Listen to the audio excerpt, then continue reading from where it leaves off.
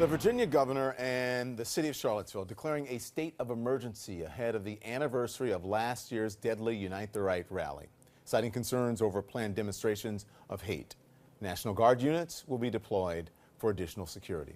Of course, it was 1 year ago that torch-carrying neo-Nazi racists gathered there, chanting racist slogans and terrifying people. 32-year-old Heather Heyer was killed, and dozens were injured by a man who intentionally drove his car into a crowd of counter-protesters. And in the aftermath, these comments from the president.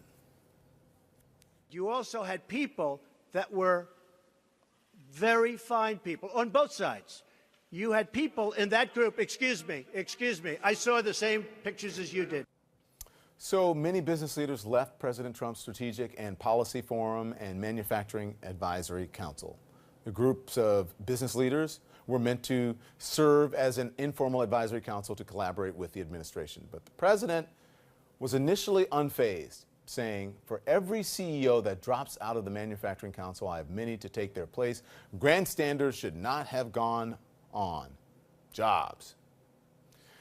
Well, as the blowback grew, the vast majority of CEOs on the panel said that they were going to call it quits if it was not disbanded. And President Trump pulled the old "I'm breaking up with you before you leave me" routine, tweeting this: "Rather than putting pressure on the business people of the Manufacturing Council and Strategy and Policy Forum, I am ending both. Thank you all." Well, and that was it for the councils. So it was interesting to see who the president dined with last night. Some of those very same people who so admirably took a stand last year were at Bedminster Golf Club with the president days before the anniversary of that ugly incident that the president could not unilaterally disavow. So take the CEO of Johnson & Johnson, Alex Gorski. Last August, he said this. He said, "The president's most recent statements equating those who are motivated by race-based hate with those who stand up against hatred is unacceptable and has changed our decision to participate in the White House Manufacturing Advisory Council." That's what he said then.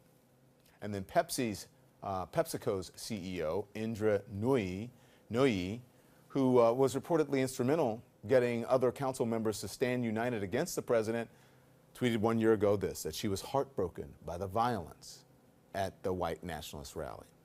And in the wake of the racist violence, Mark Weinberger, the CEO of accounting giant Ernst & Young, said, "Bigotry and hatred have no place in our society. I am deeply saddened and disturbed by the tragic, deplorable acts that took place in Charlottesville." So we at CNN and our colleagues at CNBC have reached out to ask for a comment from these executives on last night's dinner. Ernst & Young was the only one to get back to us, saying no comment. Perhaps they believe that over the past year, President Trump has showed some evolution of thought and contrition about what happened in Charlottesville, though I don't think we have seen much evidence of that at all.